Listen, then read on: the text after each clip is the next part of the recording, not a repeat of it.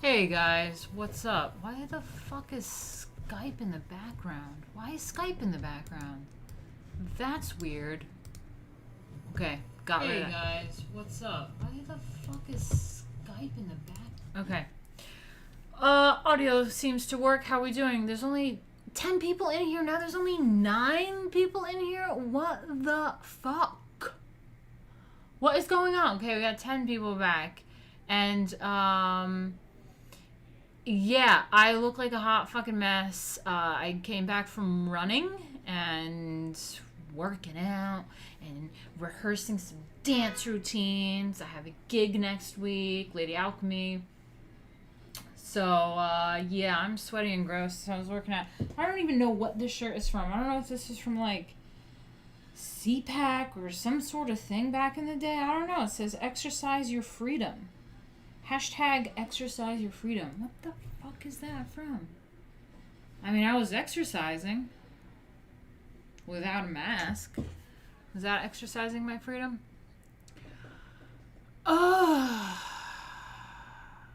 Yeah. So, like I said, came back from running, so I look like a mess, and I'm not wearing makeup, so I look like a child right now. I look like a child without makeup. It's pretty crazy. 9 fucking people. Why? Why do I only have 9 or 10 people watching this shit? No one cares? I think the etiquette streams are pretty fun. I don't know. Are people getting a notification? What's going on? So today I am drinking tap water with some lemon juice in it in a wine glass. That's what I'm drinking.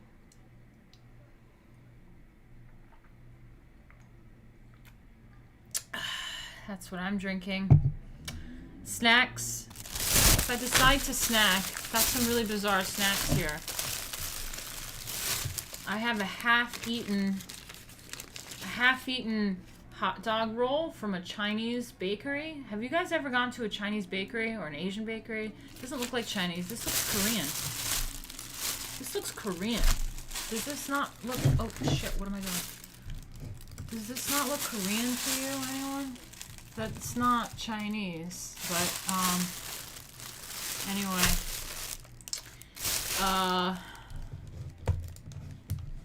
Wait, what the fuck happened? Sorry, let me check this out. But yeah, damn, I thought I wasn't hungry, but now I'm like, It's really good. I don't know what it is about Chinese bakeries, but it's fantastic, their breads.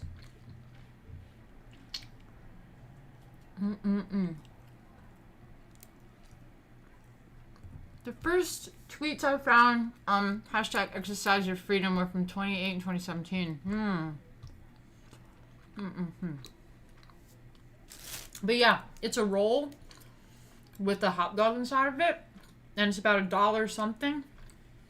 It's so good. My favorite Chinese bakery. This is terrible for etiquette stream. I'm chewing and talking, but it's hard to stream by yourself.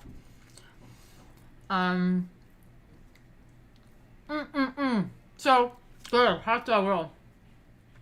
There's a really good Chinese bakery over on Chinatown. It's across from the Chase Bank on like fucking Chinatown there. What street is it? I don't know why I'm thinking Murray Street. I don't know. That's incredible. I didn't expect to eat that so soon, but I love them Chinese. I also have a half-eaten other kind of pastry. It's Korean. And it's like cheese, cream cheese kind of pastry. Very good. And it's really cheap. Just like $1 something. So you're paying for my meal if you super chat, because getting that cheap Chinese baked goods.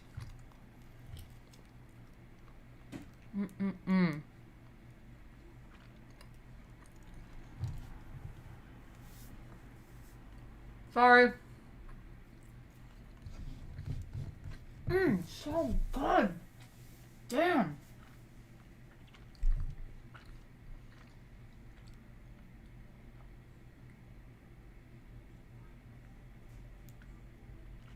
Okay, and before we get going, a friend of mine got me some hemp cigarettes. Check this out. Okay. Hemp cigarettes. Can't see it because it's too glossy. Let me try to show you.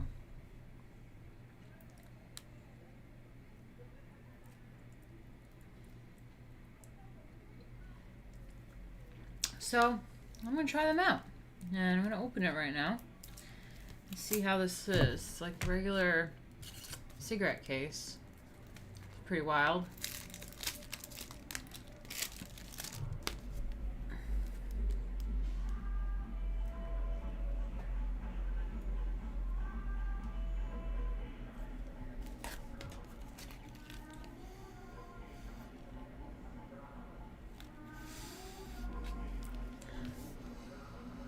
Tastes like, smells like weed and like, I don't know, almost like menthol. It's like a weed menthol. I don't know. I don't know if I did that right. What the fuck is that,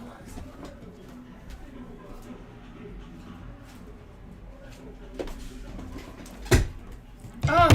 Oh, all right. Sorry. Turn that off. Alright, so I opened it up. It doesn't really like rip off the way that like normal cigarette, like the inside bit rips off, but the first thing I notice is the filters Check out these filters. They've got like little holes in them. Can you see like the holes? Like stars or something. Are you fucking kidding me? They're marijuana leaf shape. I think they're attempting to be marijuana leaf shape. I think that's what's happening. Can we see this? Let me try to see this. I don't know. And then I have like a shiny marijuana leaf here. I think that's attempting to do marijuana shape. It's a bit much, but it's interesting. Anything else about it? Wait, let me see. It looks green. It looks green. That looks green to me. How about you guys? And it says hemp.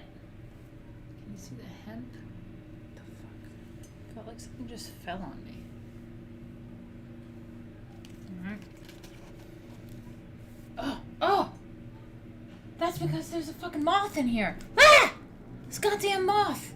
Ah! No, I have vintage clothes. Get out of here, moth. Fuck! Where is this moth coming from?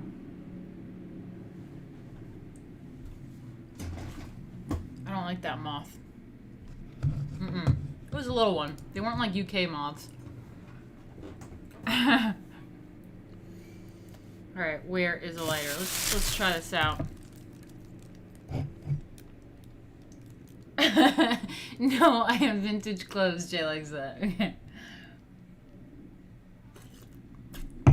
Alright. I'm gonna try this.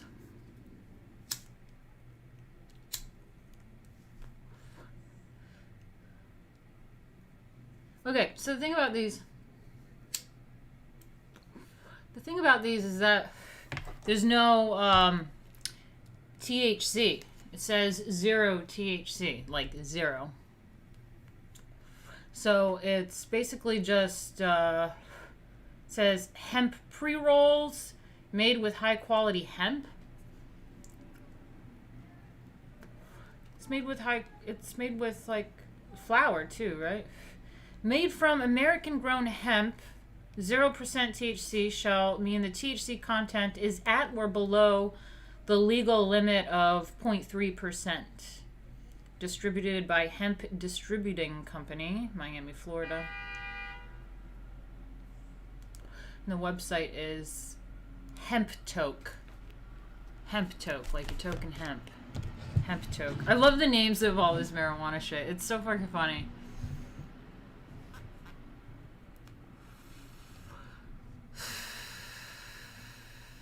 Yeah, post-workout spliffs are the best. That's right.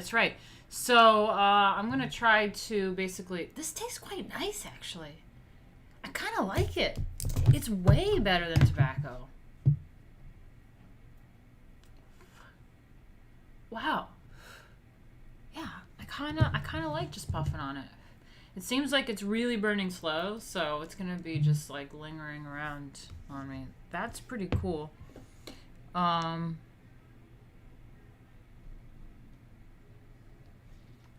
Okay.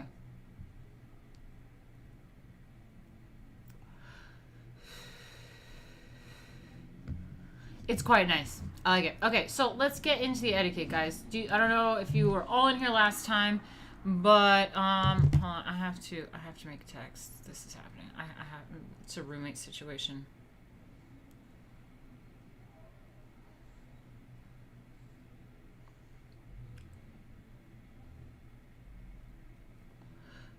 Okay.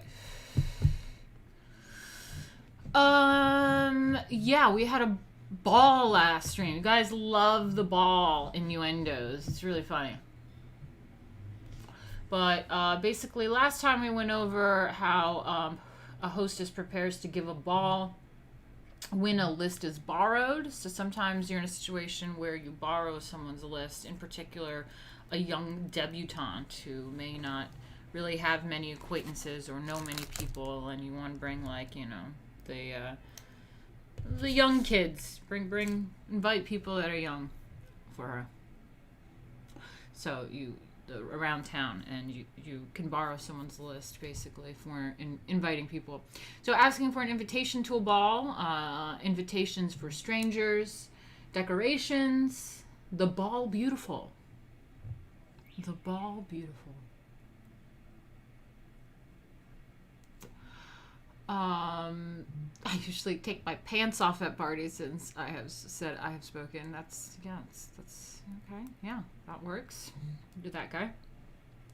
So we have the Ball Beautiful supper, a sit-down supper that is continuous, a dance, which is different than a ball.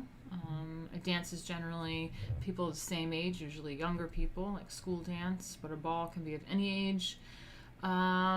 Details of preparation for a ball or dance, etiquette in the ballroom, the hostess at a ball, masquerade vouchers.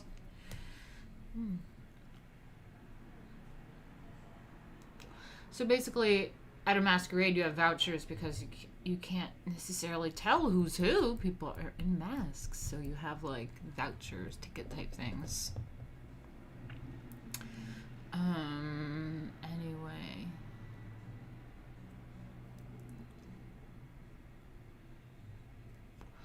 Then we have how to walk across a ballroom. So that was a lovely chapter, which I'm willing to reread, but basically, you know, a lady being able to walk across the ballroom on her own without the arm of a man, and, you know, in heels and in her gown, and not flailing about and stomping about across the room, but elegantly be able to carry herself in a manner across a ballroom shows grace and, you know, all that shit.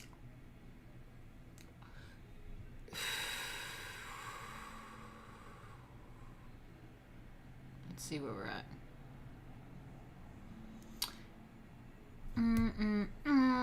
So distinction vanished with cotillion. So the cotillion is like that dance that they have where it's like everyone pretty much knew it, but it's kind of like a square dancing type thing where you're able to kind of like move about with someone and do this dance. And it was generally this thing where a man would ask a girl to dance, and you generally found your way around among other people. And I think that's quite lovely because nowadays people kind of stick together in their little clique, and you don't really engage too much outside of just brief conversation with someone outside of, you know, your clique or people that you know. And the cotillion is a cool way of just forcing yourself to engage, kind of like at the dinner party where you are obliged to talk to the person on your left and right and be able to do that whole thing and introduce people. It's really, all these social gatherings are about meeting people. So that's kind of like what it was. Like, these people didn't have social media back then. This book was published in 1922. And they didn't have social media. They didn't have cell phones and shit. So it's like going to these outings was like how you met people. It was how you met your spouse. It was how you know, met someone, you know, friends and people. So, and yeah, and it's a fun way to be able to force yourself to engage with other people, do a dance. You know, you ask various girls to do the dance, and everyone knows it, and it's kind of fun. So what else do we have here? The Ordeal by Ballroom. And then I think we went over ushers last time as well, because we were talking about ushers, or maybe that's where we were. But yeah, so we have to go over ushers, the dance program, the flock system of the wise fledglings. That is a fantastic slogan, man. I gotta use that for something. I mean, that's almost like it's almost like a band name or something. The flock system of the wise fledglings. I fucking love that. Why is that so funny to me?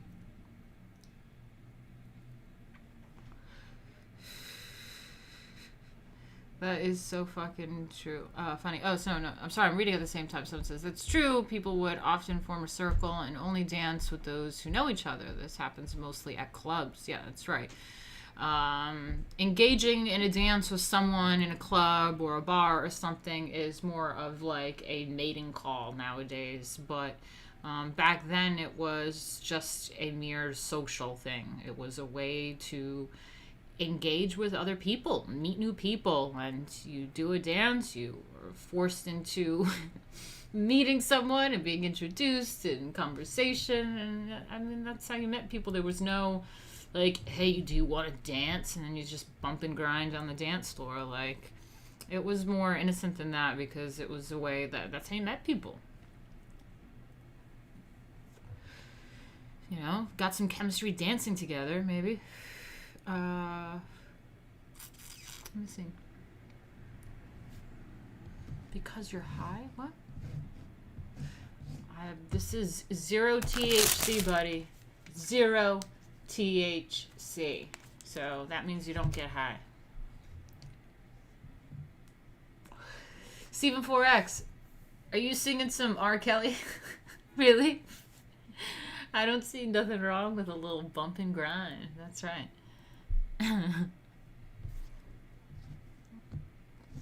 Why, thank you, Mike. I look like a mess. I look like a child right now with no makeup. Anyway.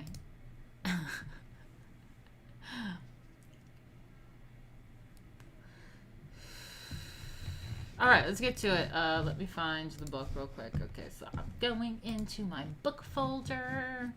We got books and etiquette. Come on.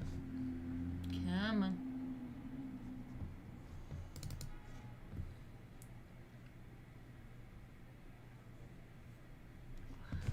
Alright.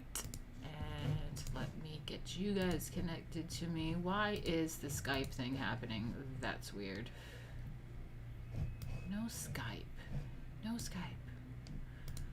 Window capture.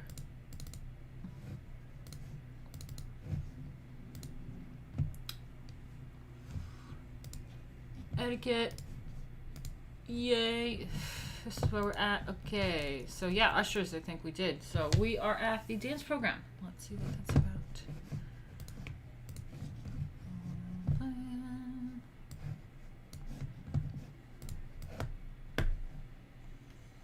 Alright, let me just read a little bit of your comments before we get into this. Well, you said bump and grind triggered me. Yeah, I was thinking of that too, and then I didn't really realize that was an R. Kelly reference until you, like, did the whole phrase for me.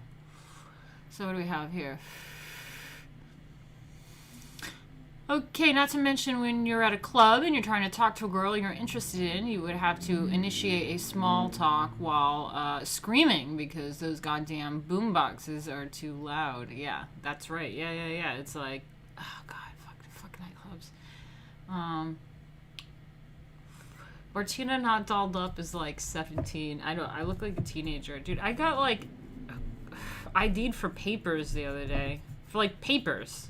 I mean, like, what do I look like? I'm in high school, motherfucker? I was like, he was like, how old are you? And I was like, dude, I'm 35. And he's like, oh, okay. And, yeah, I also today was like, had some young kid trying to like recruit me into like the army today or something. He was like standing outside and like, you know, and I was like, I'm too old for that. I was like, I'm too old. Nope. Yeah. Also, just gonna say, I was not wearing makeup. I was wearing my nerd glasses. I was looking like, you know, not that fabulous. And I took a little walk the other day, and still got it. Yeah, I got hit on. So I was like, okay.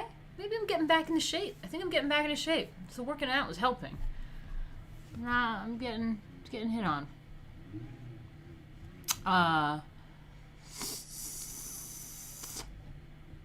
Okay, sorry about that. So we got the dance program. Oh, again, before we start this, going to show a little bit. Okay. It's been a really rough month for me, and yeah, could really use some help. could really use some help financially, and so this is why I do these streams. It's really what I got going for me, other than my one gig next week.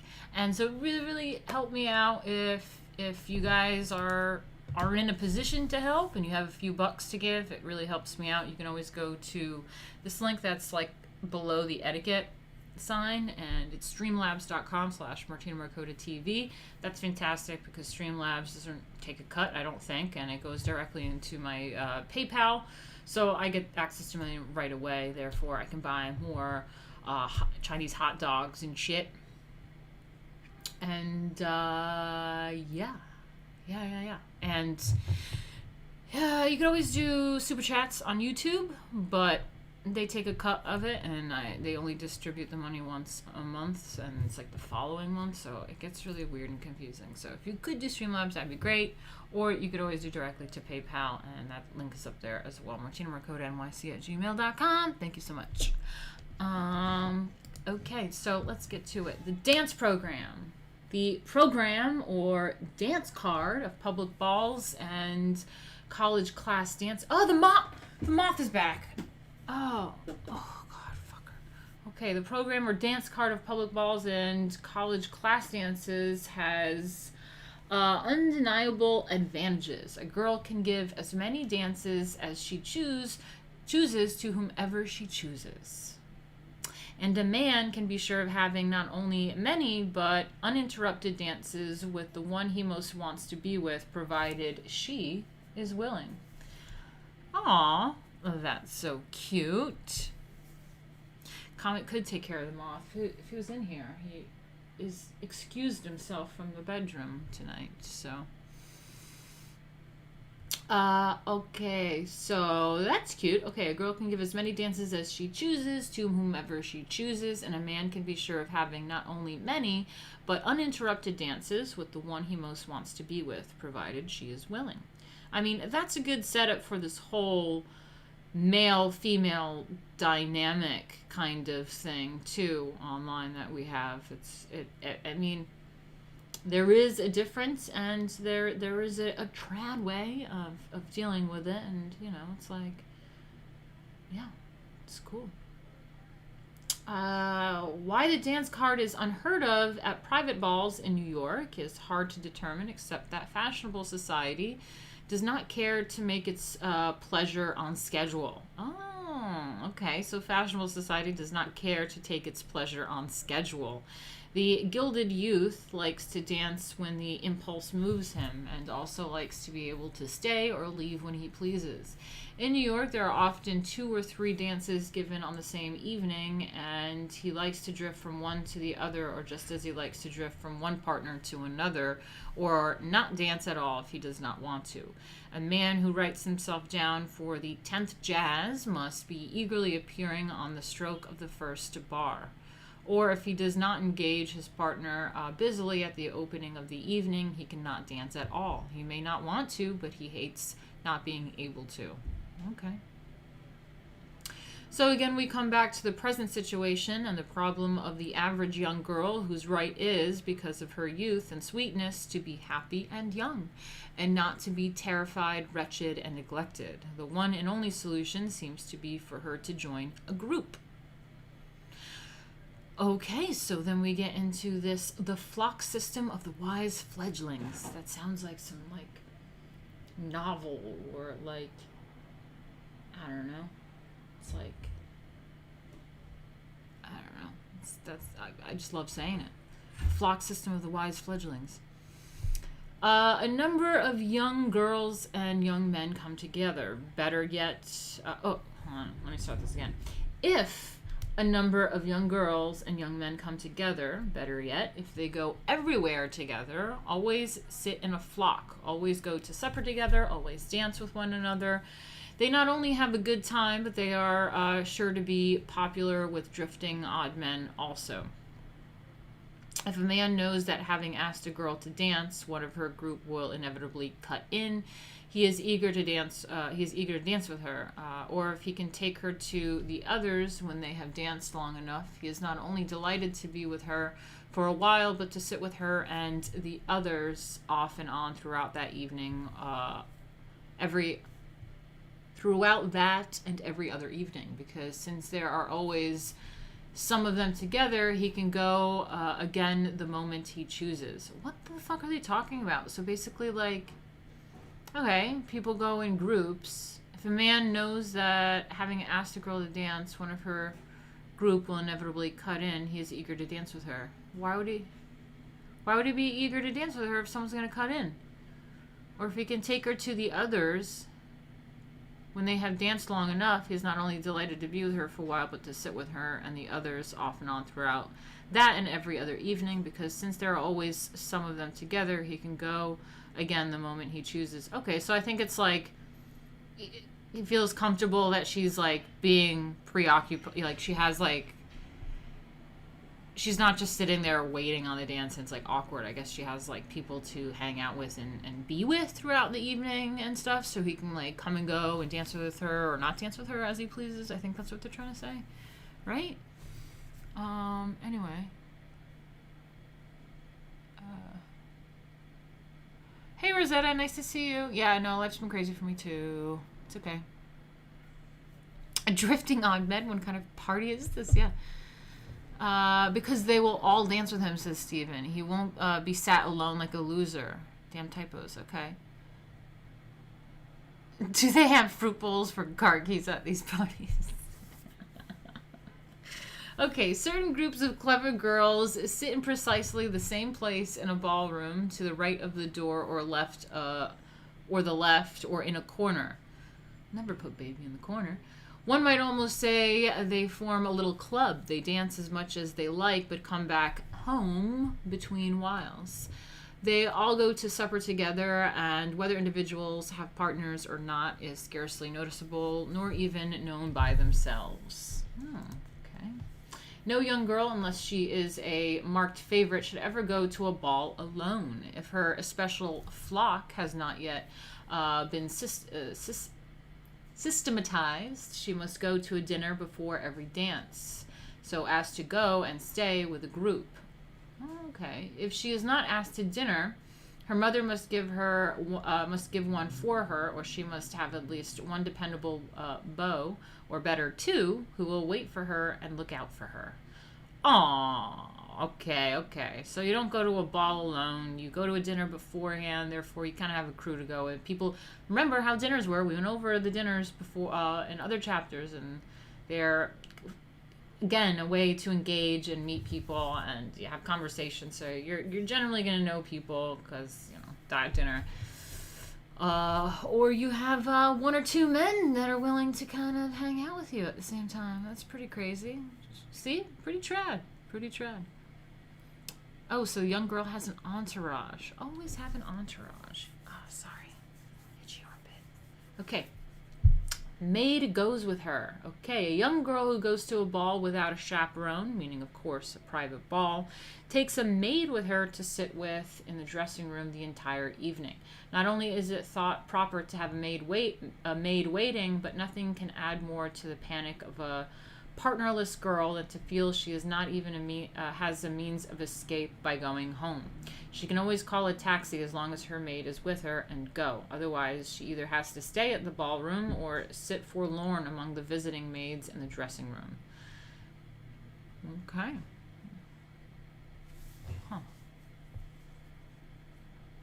Simps, said Stephen.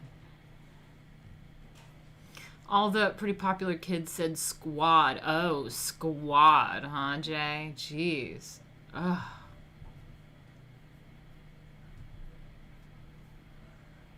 Yeah, we called it a clique. I don't know. We just called it a clique. Definitely a flock. Yeah, flock. It's pretty old school. Why can't she take a taxi home without a maid? Too dangerous? I don't know. I mean, I guess it's a young girl, so I guess it's her chaperone of sorts. Dude, this chair sucks. I'm getting a pillow.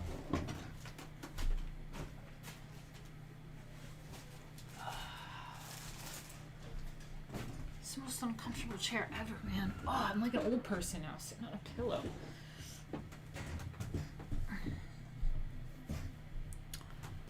All right. What makes a young girl a ballroom success? Oh man, I should use the bathroom before this one. This one's exciting.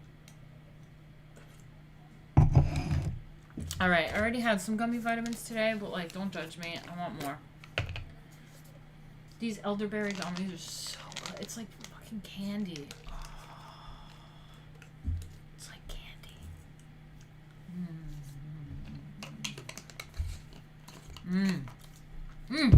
I could eat that whole thing.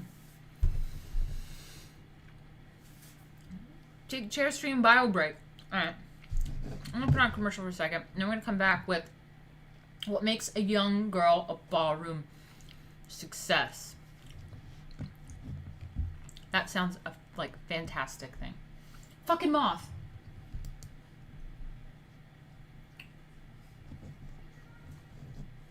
Fucking moth. Oh, be right back.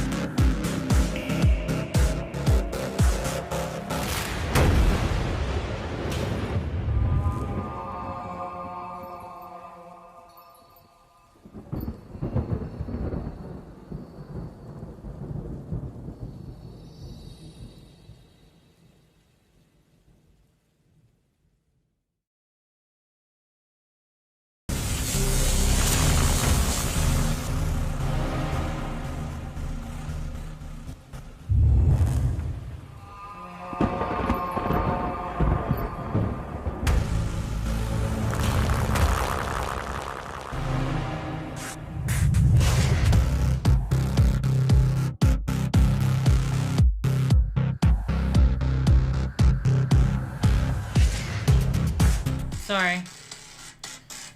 Wait, why is it playing? Shut up.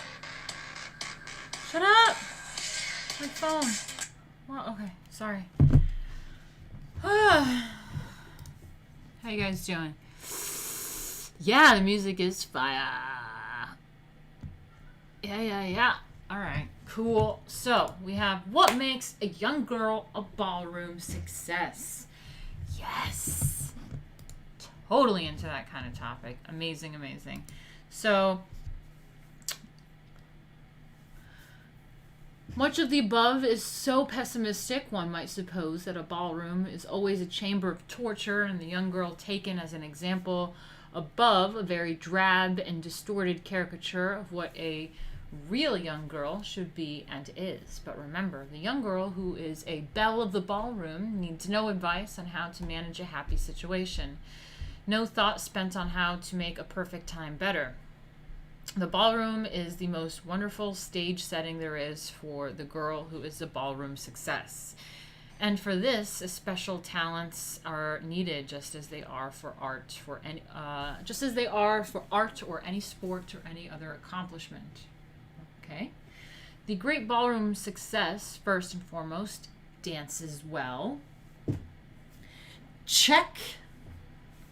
Almost always, is she pretty? Not terrible. Beauty counts enormously at a ball. Why have I not been attending balls this whole time? The girl who is beautiful and dances well is, of course, the ideal ballroom belle. I'm meant to be a ballroom belle, guys. I am meant to be a ballroom belle. What has my life come to? But this, for encouragement, these qualities can, in a measure at least, be acquired.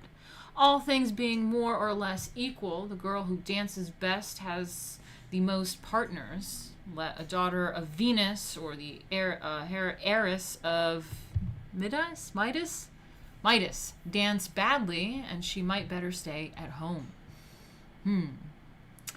More like ballroom boomer. That's totally me. I can still become a ballroom belle, really? I read books like a belle. No, I don't. Okay, so even if you're the daughter of Venus or the heiress of Midas, and if you dance badly, you might as well stay home. Oh, I should have been attending balls in my youth. To dance divinely is an immortal gift. Yes, exactly. Emily Post gets it. Thank you. But to dance well can, except in obstinate cases, as the advertisements say, be taught. Let us suppose, therefore, that she dances well, that she has a certain degree of looks. Certain degree of looks. I like that. That she is fairly intelligent. Yeah, I'd say I'm fairly intelligent and a certain degree of looks. I just love that. Just avoid Gaston, okay? I'm having an identity crisis, that's right. Okay, so let us suppose, therefore, that she dances well, has a certain degree of looks, that she is fairly intelligent. The next most important thing after dancing well is to be unafraid and to look as though she were having a good time. Always smile. That's what I do when I perform. It's gotta smile. Conversational cleverness is of no account in a ballroom. Some of the greatest belles ever known have been as stupid as sheep, but they have had happy dispositions and charming and unself-conscious manners. There is one thing every girl who would really be popular should learn. In fact, she must learn self-consciousness. The best advice might be to follow somewhat the precepts of mental science and make herself believe that a good time exists in her own mind. If she can become possessed with the idea that she is having a good time and look as though she were, the psychological effect is astonishing. That is so true. Yeah, that is so true. So let me read that again. The best advice might be to follow somewhat the precepts of mental science and make herself believe that a good time exists in her own mind. If she can become possessed with the idea that she is having a good time and look as though she were, the psychological effect is astonishing. In fact, that's exactly what I do when I am performing. So I am very self-conscious and insecure. Therefore, I have stage fright or stage anxiety before I perform, and it makes me incredibly ill. I start gagging or vomiting or whatever. I'm just like a nervous wreck, and it's basically insecurity, and that can lead you to be so stressed out during a performance that you are just not having a good time, and it usually results in a terrible performance. So yeah, exactly, Matthias. Not just pretending to have a good time, but also feel it. So a lot of, when I stopped drinking, for a year, I was sober for a year, because I was like, I don't want to drink alcohol as a way of calming my nerves, because I was performing every day, multiple times a day, and it was to need alcohol to perform because of your anxiety is not a good thing if you're doing it every day. So I was like, nah, I can't be drinking. I have to deal with my anxiety a different way. So, you got to breathe. When you breathe, you can control your heart rate, and controlling your heart rate, slowing it down, means you can control the nervous system and the clammy hands, and then you can control everything through the breath, right? And another thing that I would do is that's right, Jay, get into the zone, the auto zone. But another thing that I would do as I'm breathing and calming down before performance, and the stagehand is telling you, okay, 5 minutes, okay, 3 minutes, and you're about to go on, and you're just like, ah! I would tell myself, have fun and be yourself, right? Because it sounds super stupid and corny, but it would calm me down, because have fun, be yourself.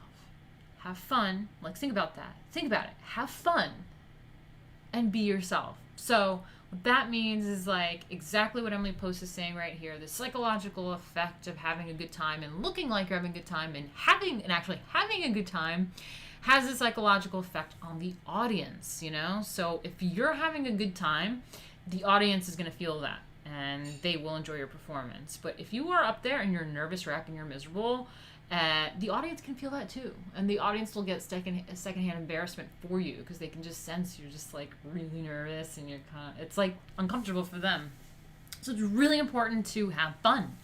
So I totally agree with Emily Post. But to wrap up, the other half of my mantra was to be yourself. And I know it sounds corny, but basically when you perform, a lot of people tend to automatically try to want to be emulate and be something that they think that is what they should be, or someone else, some other star that they should be, but they're not as good at. But in reality, you should be yourself, because only you, or in my case, only I, have the unique package of abilities and skills and talent and things that make up who I am. I am not someone else. I'm not another performer. I can't do the pirouettes that the other ballerina can do. I can't do the, contortion tricks that my other friend can do. I am Lady Alchemy, and I have my certain set of skills. So just have fun and do what I do best. Give them that Lady Alchemy sexiness, and that's what I gotta do. So yeah, that's my thing. Matthias says, taking deep breaths, it helps a lot with anxiety issues. Still, I'm not sure you were astonishing. I'm sure you were astonishing in this performance. Oh, thank you so much. Yeah, people often said you couldn't tell I was nervous, but it's usually, I'm nervous before the performance. Once the curtains open, the lights are hit you, and your music starts. A lot of times what calms me down too is listening to my music, because once I hear the music, it's I know exactly what I'm doing. So preparation is also good for anxiety. Just having good preparation, knowing exactly what you're going to do, really relieves a lot of anxiety. Anyway, so Sam Jarvis says, I used to just become someone else while on stage so much that after the performance I don't actually remember what happened. Yeah, that can make sense.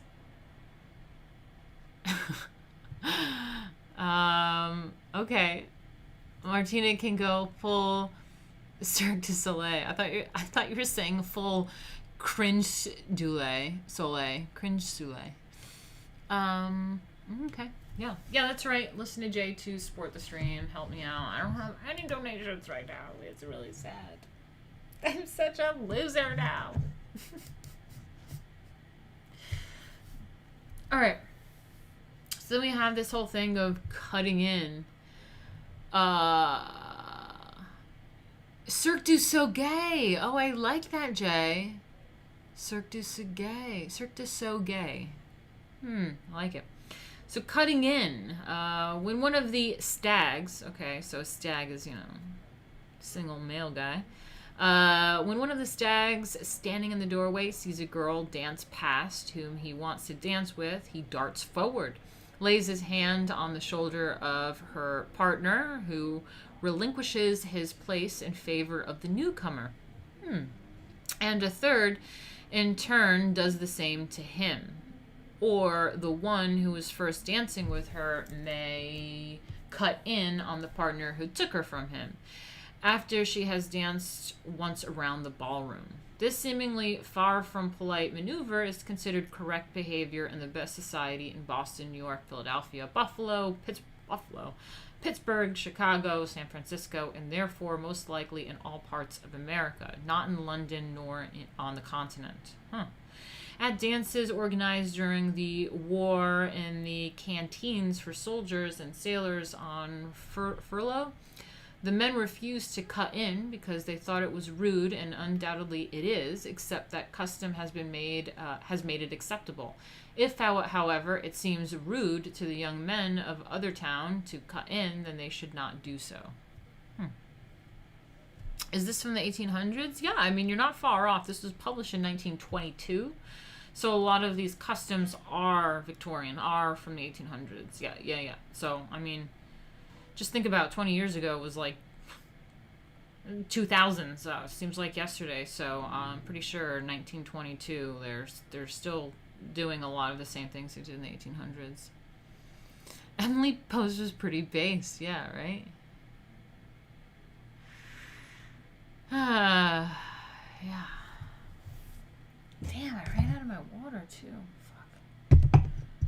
Got some coffee here. Espresso. Whew. Strong espresso. Wow.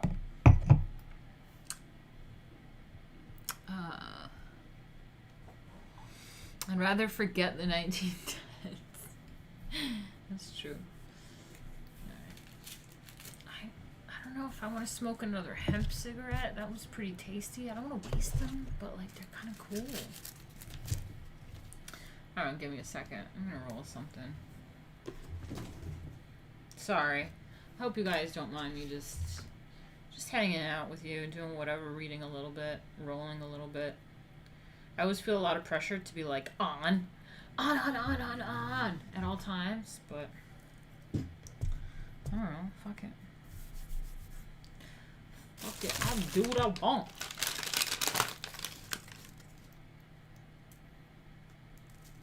Fire up a bugle boy. I mean, I've got bugler. That's what I'm working with right here.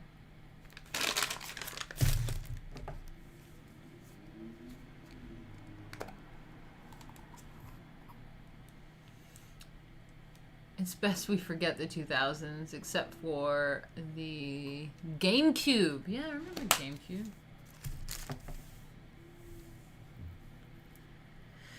Yeah. Why are you talking ghetto now? What did I say that was ghetto? Oh, I'll do what I want? I don't know. That's from like fucking Cartman. I don't care. I'll do what I want. It's fucking Cartman, man.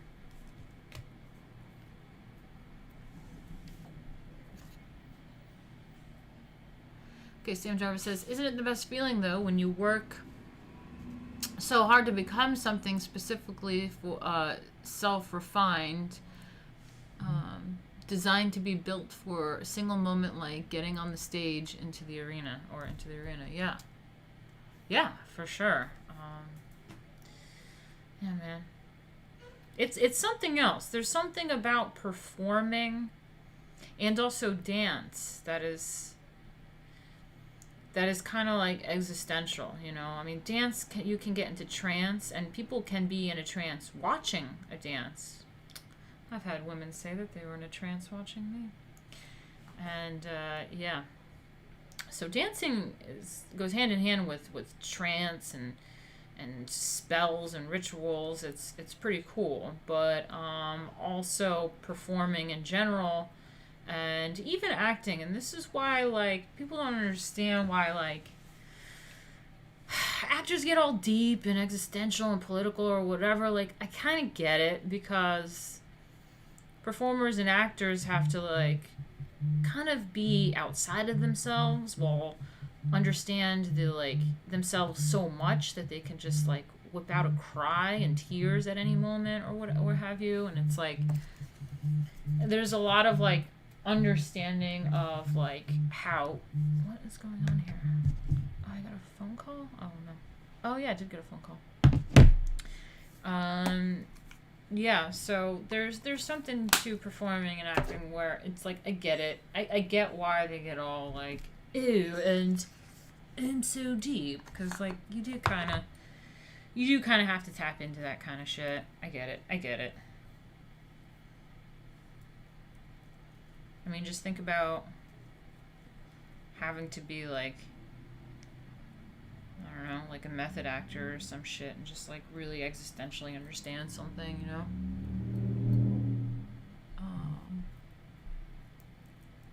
You guys could hear that vibrate. That was my phone. That's crazy. Alright, let me tell that person that called that I'm motherfucking live right now.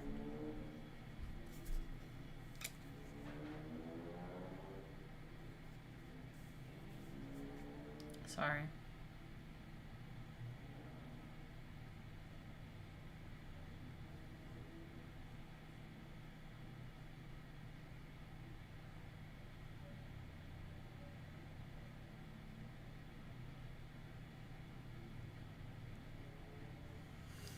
Alright. Oh, come on. Enter. Come on. Oh my god, this goddamn phone. Whatever. Alright, what are you guys saying? Even the way your phone vibrates is classy. Guys are talking about the vibrating of my phone. My phone's like glitched now. What's wrong with it? Oh, you used to do flair bartending, Sam Jarvis. Cool. Yeah, I know some flair bartenders.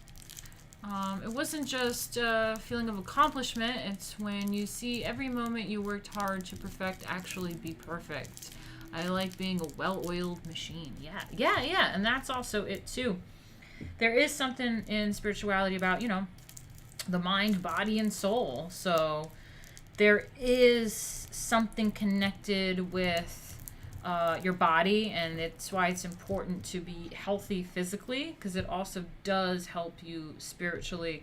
I mean, if you're out of shape and if you're out of shape and lazy and gluttonous, it is more difficult. It's more prone to depression, to those kinds of spiritual and mental ailments. And then when you're healthy and physically fit, there is something spiritual about that, and that's why you have yoga and all sorts of kind of physical. Working out is also a discipline, and faith is a discipline as well. Everything worthwhile is worked for. So, it's all connected that way. You used to smoke buglers in jail.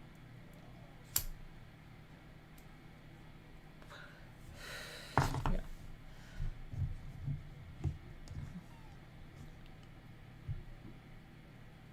Should make an etiquette stream about stream etiquette. Yeah.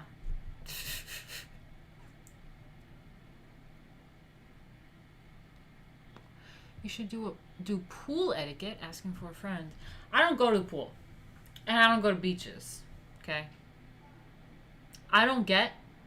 Okay, I do with an umbrella and whatnot, and, like, shawls and robes and hats, but, like, I don't really like direct sunlight anywhere where it's just, like, sun.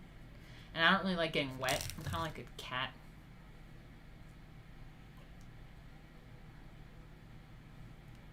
All I know about the pool is don't run, right? I agree with that etiquette. Don't run. Oh, I know about running etiquette. So that's what annoys me on the track. when I run on the track, it's annoying because you have all these fucking retards that are like going in and out of lanes. Oh, I'm just casually walking in between two lanes, and then I'm just going to wander in this lane without looking behind me, and then I'll just wander back.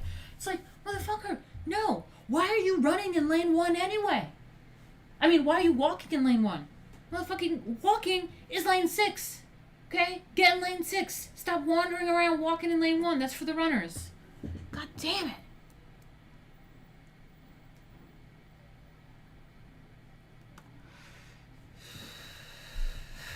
Anyway, so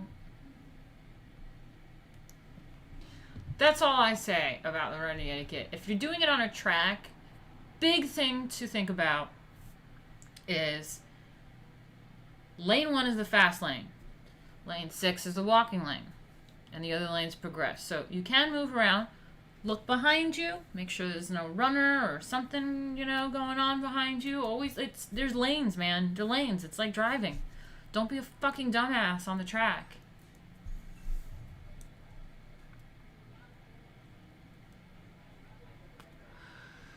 Okay, so we have the New Yorker accent comes out when Martina rants. Yeah, that's true. Okay, sitting out dances. So, on the other hand, if a girl is sitting in another room or on the stairs with a man alone, a second one should not interrupt or ask her to dance. Only if she's on the dance floor. Or if she's sitting in a group, he can go up and ask, do you want to dance? Some of this? Don't you want to dance some of this? Don't you want to dance some of this? The fuck does that mean? Don't you want to dance some of this? She then either smiles and says, not just now, I'm very tired, or if she likes him, she may say, come and sit with us. Okay.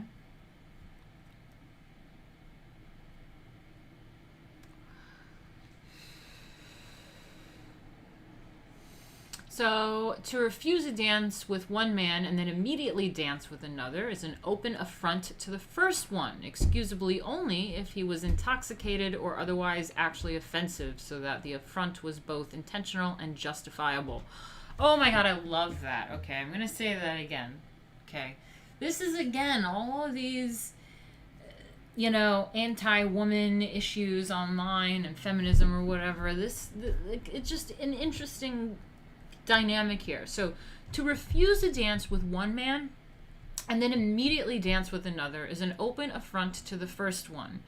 Excusable only if he was an intoxicated douchebag or otherwise actually offensive, so that the affront was both intentional and justifiable. But under ordinary circumstances, if she is dancing,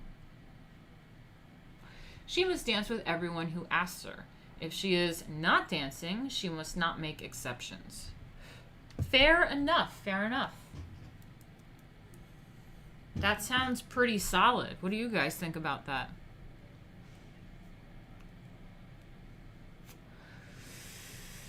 Goddamn bitches. Great purse, yeah.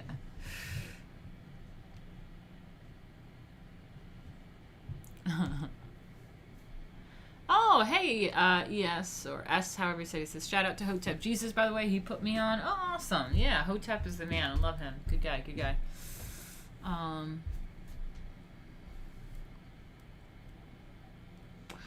That's the mafioso way of asking a girl for a dance, with an Italian accent included. Okay. Would you like to dance with me? Sounds better. Yeah, would you like to dance with me? You want to dance some of this? I'm like, what the fuck is that? Okay. So an older lady can very properly refuse to dance and then perhaps dance briefly with her son or husband without hurting her guest's proper pride. But having refused to dance with one gentleman, she must not change her mind and dance later with another. Don't be a bitch, okay? If a guy asks you to dance, all it is a dance. And unless he's a douchebag, just fucking dance with him and have fun. A young girl who is dancing may not refuse to change partners when another cuts in. This is the worst phase of the cutting in custom. Okay, let me say that again. So a young girl who is dancing may not refuse to change partners when another cuts in. Okay, right. So if someone wants to cut in, she can't be like, no. This is the worst phase of the cutting in custom. Those who particularly want to dance together are often unable to take more than a dozen steps before being interrupted. Once in a while, a girl will shake her head no to a stag who darts towards her, but that is considered rude. A few others have devised dancing with their eyes shut as a signal that they do not want to be cut in on, but this is neither customary nor even generally known practice. Oh wow, so she'll have her eyes closed, but it's not really a customary practice. Like avoid that eye contact or something. It is always the privilege of the girl to stop dancing. A man is supposed to dance on and on until she or the music stops. So the girl says enough is enough with the dancing. Okay.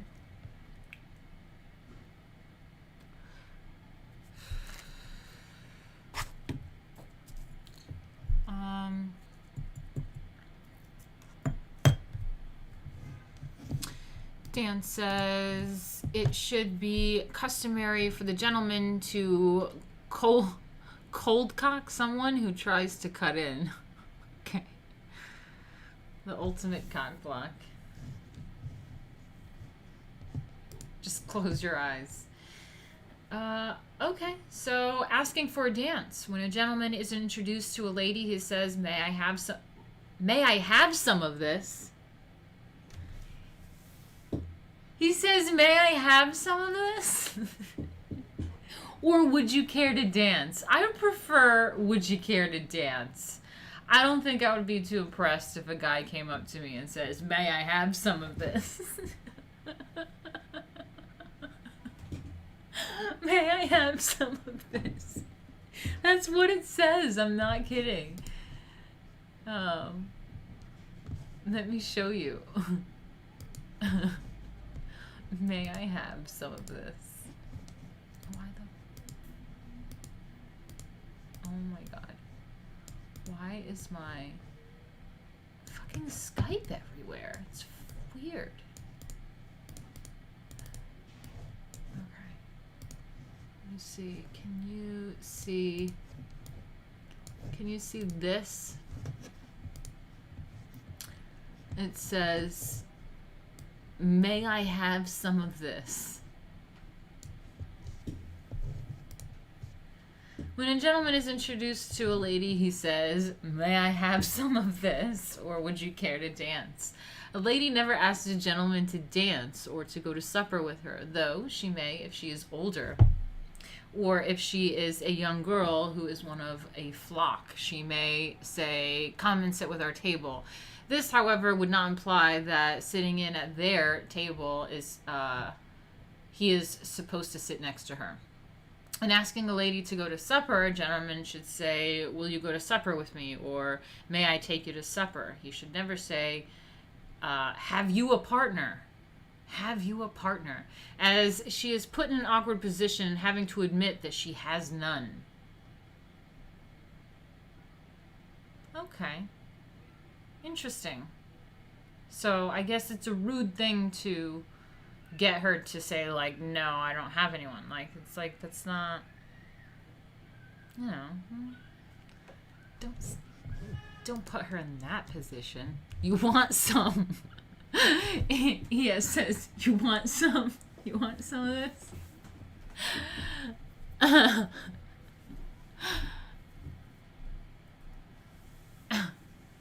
Just a crumb, ma'am.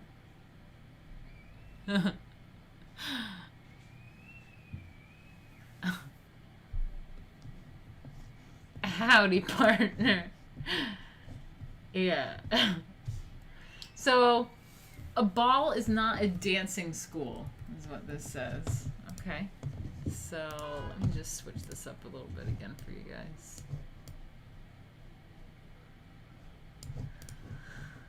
Let me make this a little smaller so you can see the full thing. I think that's good.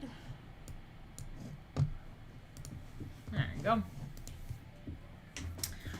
So it says, since a girl may not, without rudeness, refuse to dance with a man who cuts in, a man who does not know how to dance is inexcusably inconsiderate if he cuts in on a good dancer and compels a young girl to become instructress for his own pleasure with utter disregard of hers. If at home or elsewhere a young girl volunteers to teach him, that is another matter. But even so, the ballroom is no place to practice unless he is very sure that his dancing is not so bad as to be an imposition on his teacher. Okay, so if you're going to cut in, and you can't suck at dancing, and cut in on someone that's a better dancer, that's rude. Rude. Martina says, next time I ask a girl out, I'll say, do you want some of this? And see how it goes. Be like, it's trad. You have to have a dance-off. I'm all about dance-off. I'm all about the dance-off. Especially if you're a motherfucking hater. If you're a hater of mine, let's dance off, man. Let's see how badass you are on the dance floor. You want to call me like a stripper or something? Okay, let's dance it off. Let's dance off. Let's see what you got. Let's see the skills. Anyway. When approaching a lady, the gentleman may choose to intermittently flex one pectoral muscle and then the next at a high frequency. Oh my god, Dan.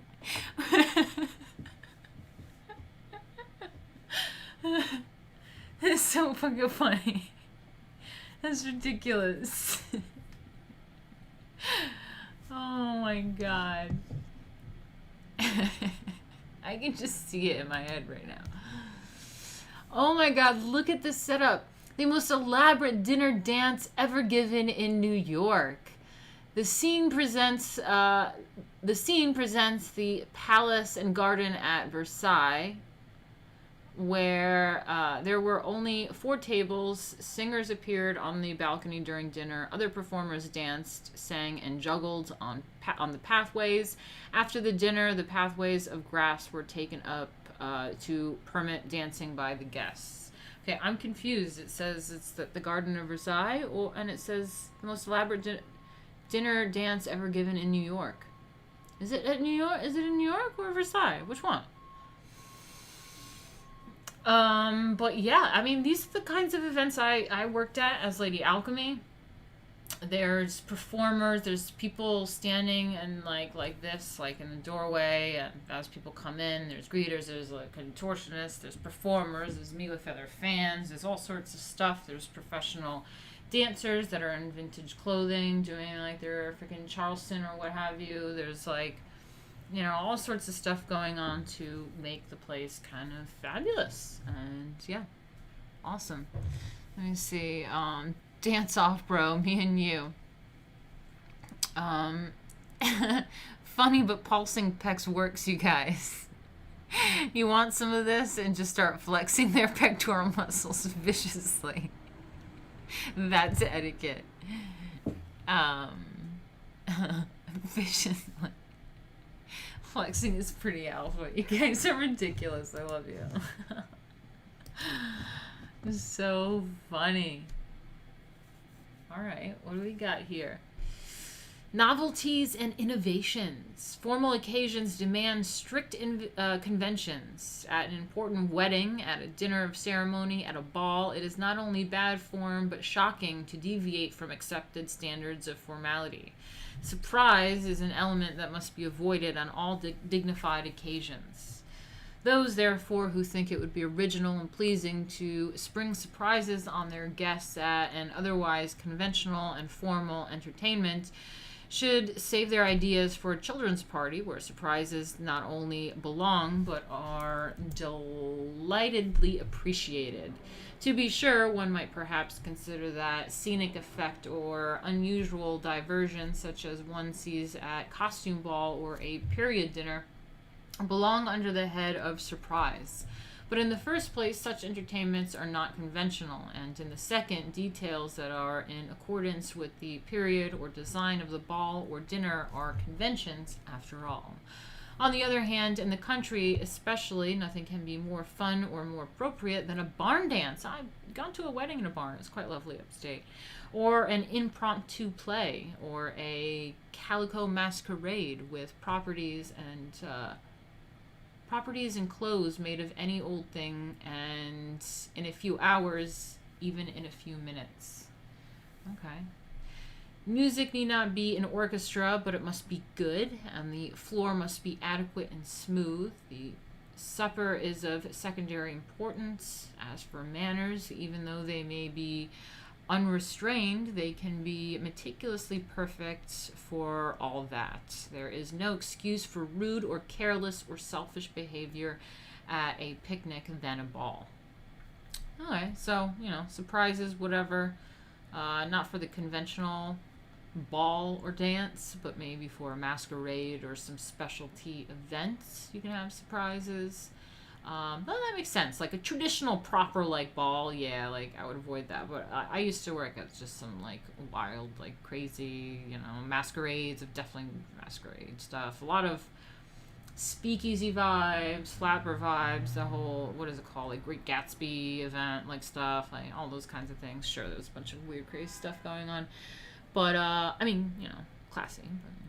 But yeah, basically rule of thumb, also, Twitter, trad Twitter, this is a lesson for you, is, as for manners, even though they may be unrestrained, they can be meticulously perfect for all that. There is no more excuse for rude or careless or selfish behavior at a picnic than at a ball. So, don't be acting rude and a fool, whether it's Twitter, on the street, or at a ball.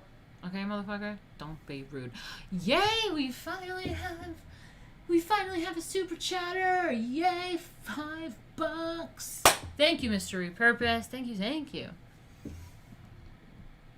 Thank you. What are you guys talking about? Doing the Charleston is pretty chad. This whole convo gave me an idea for a meme. Also, Matias. What's the rules on crip walking? You'd have to actually ask people that do that. I'm sure they have their own custom and rules about that. Maybe you shouldn't crip walk in the wrong neighborhood or something. So I don't know those rules, but I'm sure there are some rules for that. Forget dance off. It's a Charleston off. That's still dance, Greg. For instance, if Mr. Titherington, you remember Mr. Titherington. That's right. For instance, if Mr. Titherington was dancing with a lady, it would be unacceptable for him to throw a haymaker if another gentleman were to cut in, unless he was pec flexing. Right. Mr. Titherington. Just it's so fucking funny. I'm all in for the flex off. I went to a Heidi hoedown. No, it was nice. It was a classy barn wedding. It was magical. We pet horses and shit. It was cool. Horses are expensive, man. Have I performed at a Roman Greek style event? I have, Stephen. Yeah. Probably where I worked at the Box for Valentine's Day, we had this immersive event.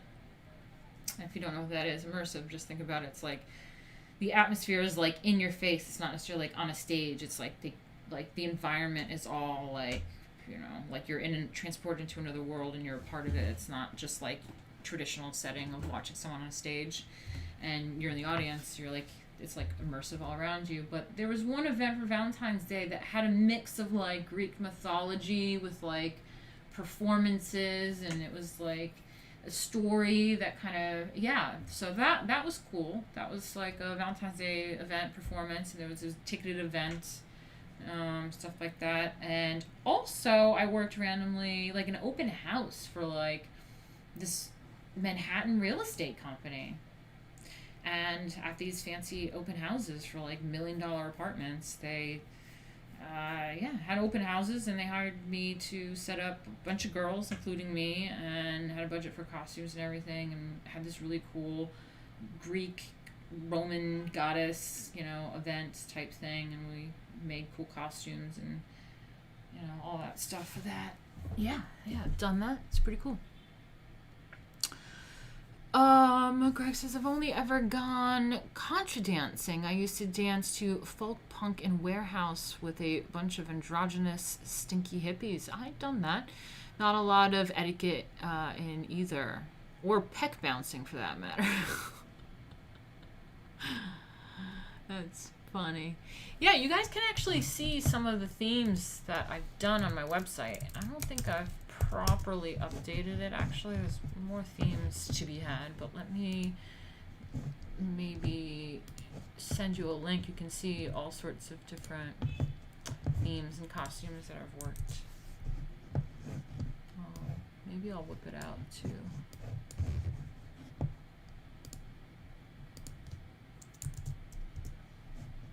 Yeah, check that out, but let me put it on the screen actually for a second.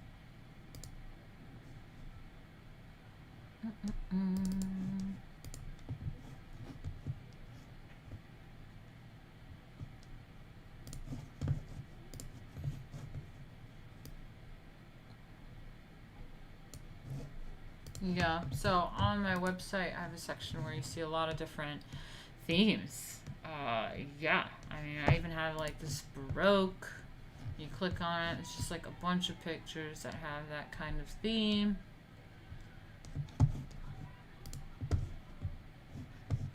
But yeah, wow, it's like masquerade. It's a mask stuff. And then, yeah, there's a Cirque one. I mean, here's an event. It's called the Hitchcock Disco. This is a different Alfred Hitchcock theme. This one was Vertigo.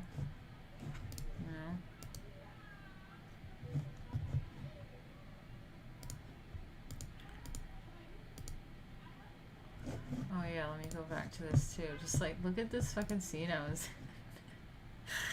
Oh my god, like what is happening in this picture? What is happening in this fucking picture? Thanks, I made that headpiece, the headdress. Yeah, it was fun. Fun times.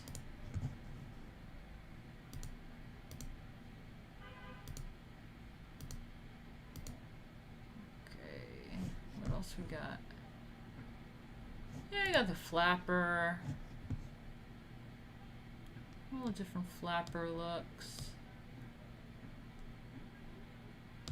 Did like a whiskey event.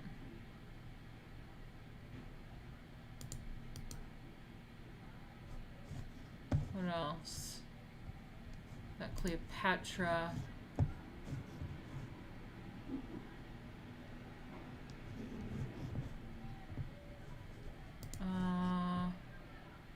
And then, yeah, someone said Arabian Nights, so it just made me think of this because I have an Arabian look as well.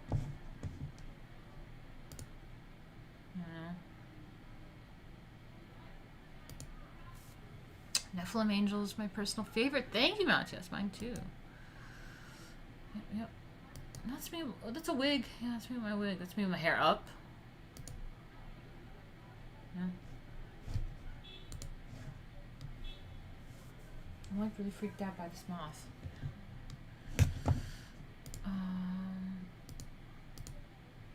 Yeah, man.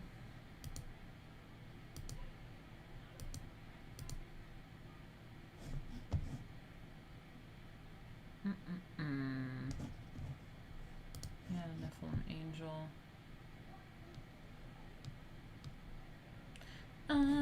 yeah, this is like some ball. This was like a ball. Oh my god, fucking moth. Swear to God, I'm gonna be attacked by moths tonight. Yeah, this is like some sort of ball. I think she's like some supermodel or something. I don't know. I was told one of these pictures or some of these pictures, the girls were like, you do look a little like Elizabeth Taylor's Cleopatra. Yeah, I actually have some really cool dress that's gold that's very Elizabeth Taylor looking. Yeah, I think maybe she's like some supermodel or something.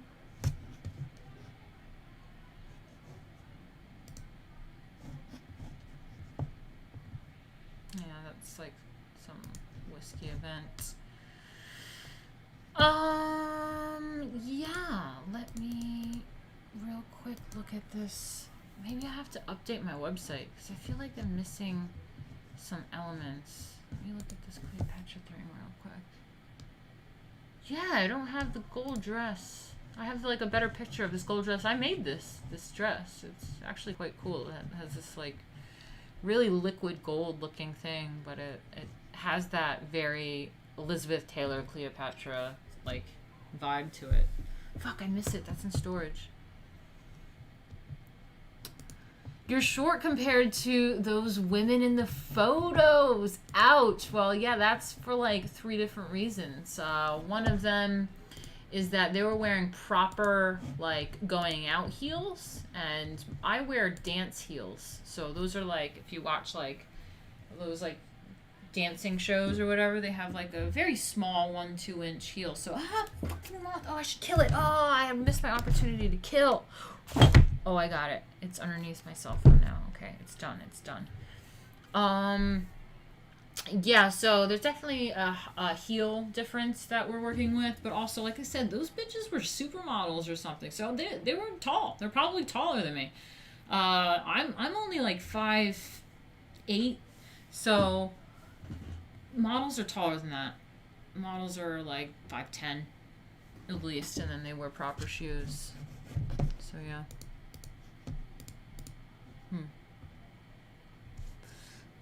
So, let me see. Yeah, I need a gold headdress like in the movie, yeah. Anyway, so let's go back to some other shit. I got it. I got the moth. I put my cell phone on top of it when it was on my desk, so fucker. Fucker's dead. Got him. Let me switch this now back to the etiquette book. Cool.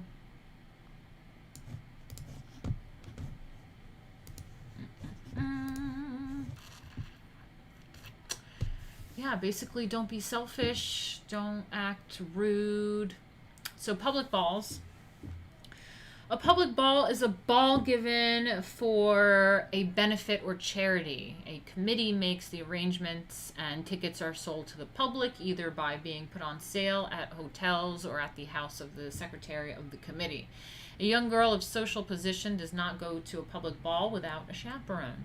To go in the company of one or more gentlemen would be an unheard of breach by propriety.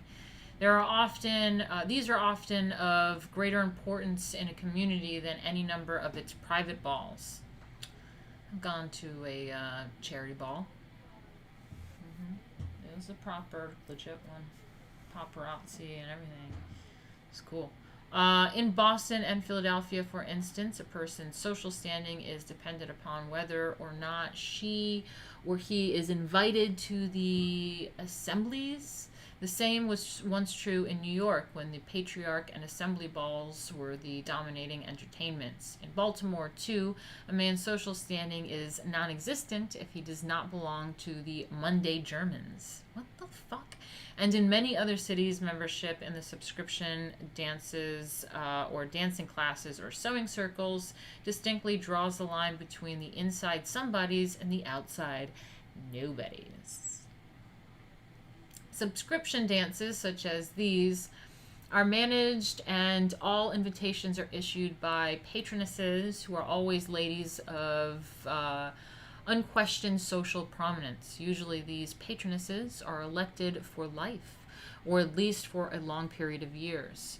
When, for one reason or another, a vacancy occurs, a new member is elected by the others to fill her place. What the fuck is this shit, this little club? I want in. No outsider may ever ask to become a member. Usually a number of names are suggested and voted on at a meeting, and whoever wins the highest number of votes is elected. What the fuck? The expenses of balls and such assemblies are borne by the patronesses collectively, but other types of dances are paid for by subscribers who are invited to take tickets, as will be explained. Okay. This is quite interesting, actually. It's giving me some ideas for events. We can do some old school type of shit like this.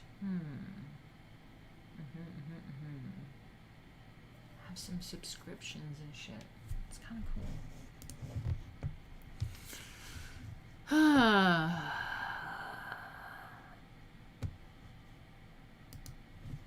Oh, you guys. So, how subscription dances are organized. Whether in city, town, or village, the organization is the same. Okay, so whether in a city, town, or village, the organization is the same. A small group of important ladies decide that it would be agreeable to have 2 or 3 balls, or many, or maybe only one a season. That sounds awesome. I want to be one of these ladies. This original group then suggests additional names until they have all agreed upon a list sufficient in size to form a nucleus. This is really interesting. I'm actually working on something right now. I'm working on doing some events with some other fabulous lady. So this is kind of interesting right now for me. This is good. Oh my God, Jay, you remember Fat Penis? Yeah, Fat Penis would have enjoyed these ball streams. Oh my God. You guys, it's so funny. I want to share Fat Penis with everybody. So funny. Fat Penis was like some guy that like emailed me when I was in the UK that just like called himself Fat Penis and like offered me like 200 motherfucking pounds. 200 pounds. That's it. To come and like stab him in the balls with a stiletto heel. And I was like, 200 pounds. Rude. But yeah, it was really funny. It was like the most hilarious reading of an email. Fat Penis. Yeah, this whole email was so funny. I read it on stream one time. That was back in the day. Oh, Josh is having dinner. I'll see you guys later. See you tomorrow.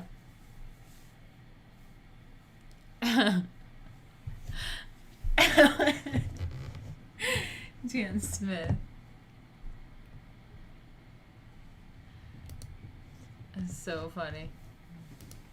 Okay. So, what do we have here? Okay, so whether in a city, town, or village, the organization is the same. Okay, a small group of important ladies. Oh, why is it that hearts? Asking if I have to review heart comments. Weird.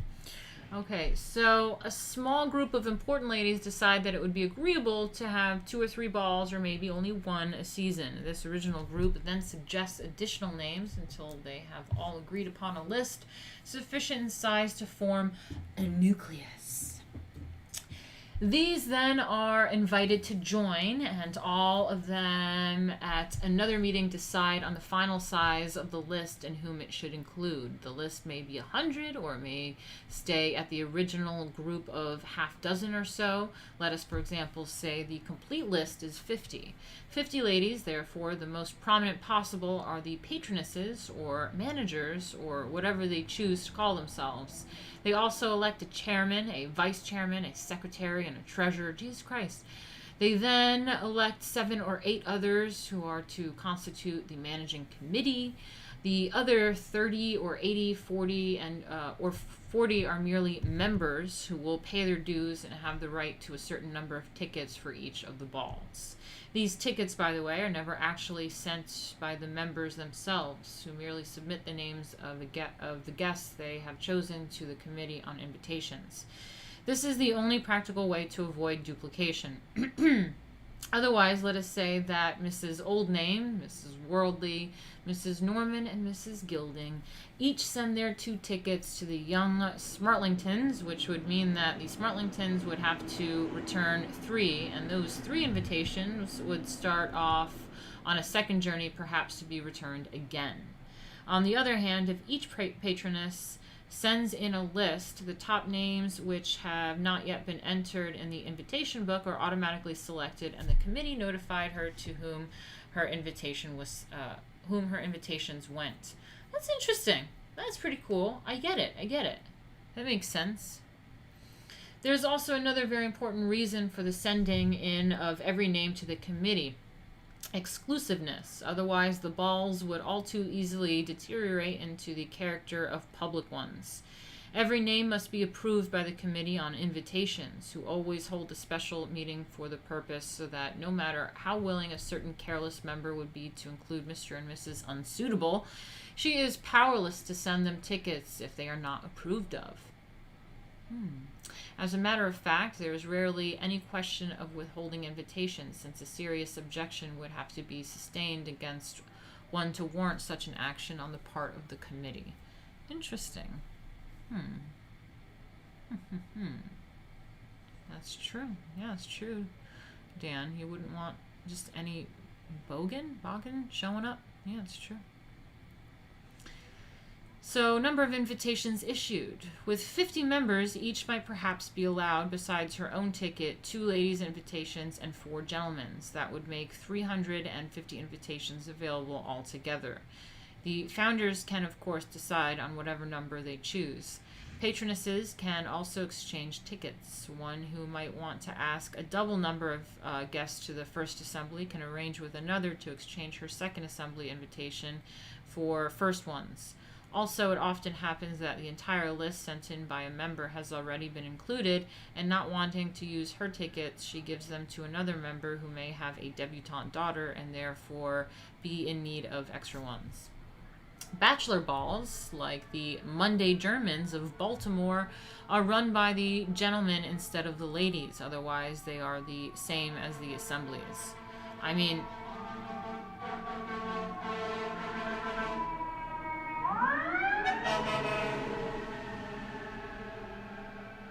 Aw, shit, that sucks, Rosetta. It's okay. It's all good. I'm always on. No worries. Oh, God, what's going on out there? Oh, God. I hope everyone's alright. Hope there's no shooting. God damn. There's always some shooting going on in New York nowadays. I'm scared to leave the house.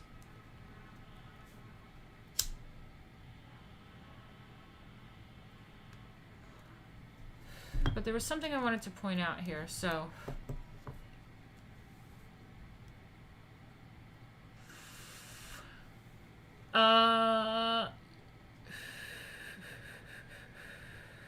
So, let me read this again. Bachelor balls.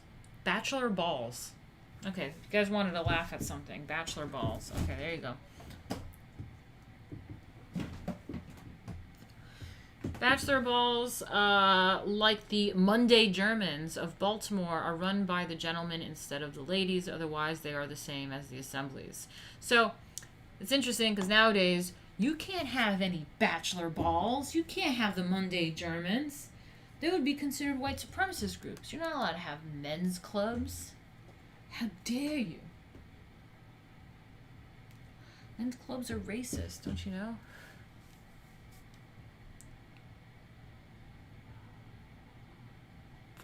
Sounds like the sound effects from a New York set movie.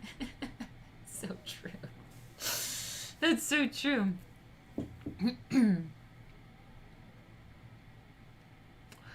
Are you in a war zone? Oh, God. Yeah. If the zombies are coming, I would make you a kick-ass sword. Kick-arse sword. Are you British or something? Yeah, I always thought I would be pretty badass in a zombie apocalypse. I mean, maybe that's what Lady Alchemy Book 2 will be. We have the bat snake virus and the apocalypse happening. Riots. I mean, it's just, it's, you know, that's phase 2. That's book 2. Lady Alchemy, probably. And I always thought about a zombie apocalypse in New York. What I would do. Again, I'd go upstate. I'd find my way upstate. I'll go up that Hudson River. I will steal a goddamn boat and go up the Hudson River if I have to. Just straight shot up there. I don't know. I would get up there somehow. I know what I'm doing. Just straight up the river. Boom.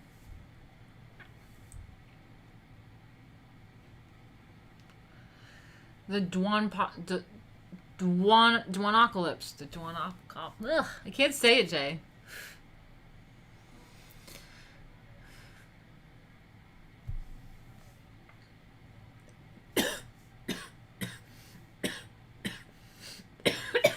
Sorry. Put this away. Okay, so other forms of subscription dances. Other forms are somewhat different in that instead of dividing the expenses between members who jointly issue invitations to few or many guests, the committee of 10, we will say, invites either all the men who are supposed to be eligible for all the young girls to subscribe to a certain number of tickets. For instance, dances known usually as junior assemblies or the holiday dances are organized by a group of ladies, the mothers, usually of debutantes. The members of the organization are elected just as the others are for life, but they are apt after a few years when their daughters are too old to resign in favor of others whose daughters are beginning to be grown. The debutantes of highest social position are invited to become members. Aww.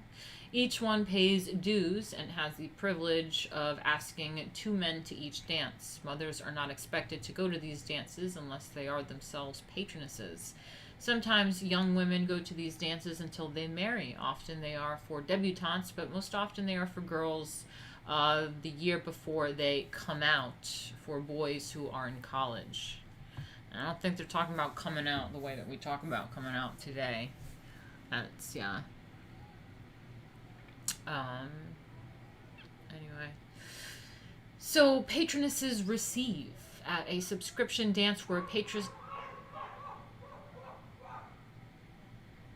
That sounded like a human bark. Does that make sense? A human bark. What the fuck is going on out there? Patronesses Receive. At a subscription dance where patronesses take the place of a hostess, about 4 of these ladies are especially selected by the ball committee to receive. They always stand in line and bow to each person who is announced, but do not shake hands. The guest arriving also bows to the hostesses collectively, not 4 times. A lady, for instance, is announced. She takes a few steps toward the receiving line and makes a slight curtsy. And the ladies receiving make a curtsy in unison. And the guest passes on. A gentleman bows ceremoniously the way he was taught in dancing school. Men, take some dancing classes, okay? And the ladies receiving incline their heads. Incline? Incline. Yeah. Incline their heads.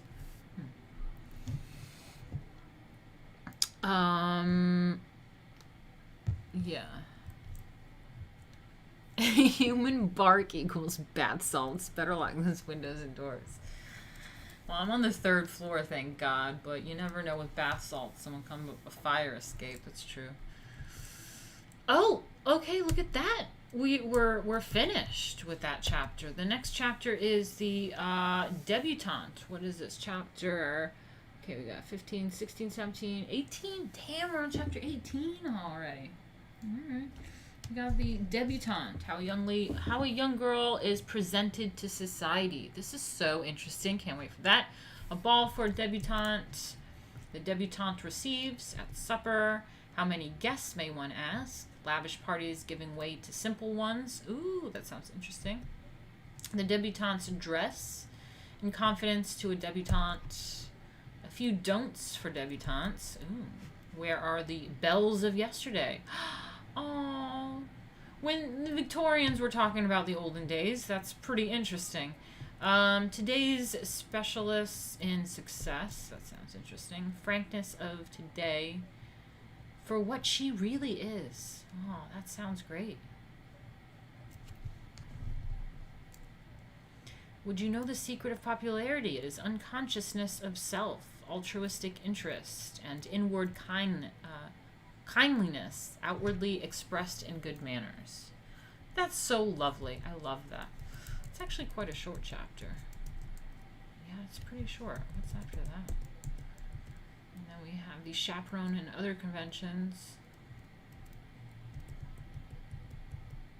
Huh. Engagements. Okay, well, we're gonna get to some fun stuff. Let me see. Next stream will feel like I Am Legends. Okay. Bath salt infused COVID zombies can climb right up those walls. That's true. Maybe I should get on that sword. They were based back in the day.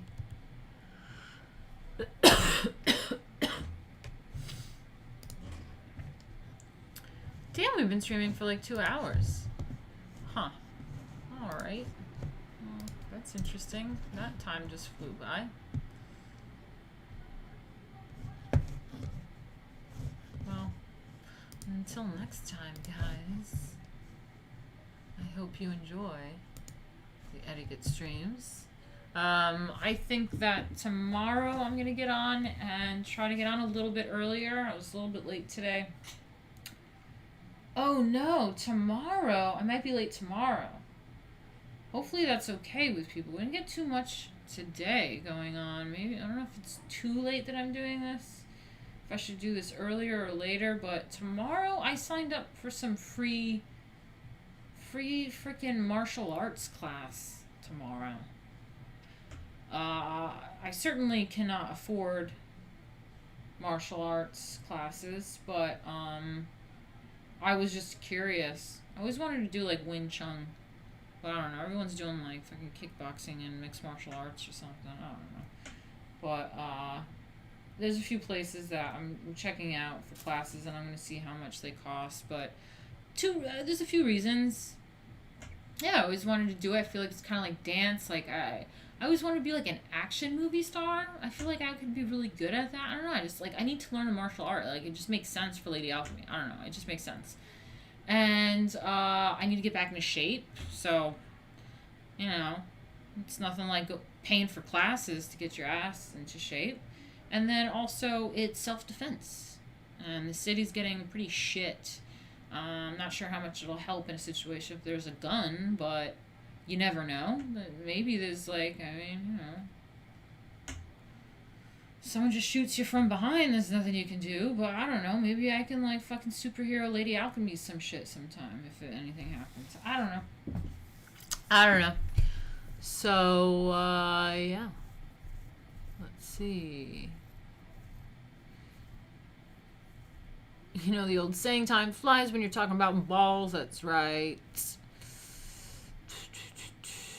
Are you going on UFC? Kickboxing or straight boxing is probably the most useful. Interesting. Huh. Okay.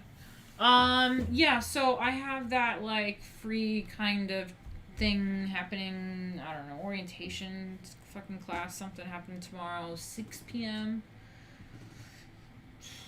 It's about a mile away or something. I'm walking, so I don't know. I don't know how long it is. How long are martial arts classes?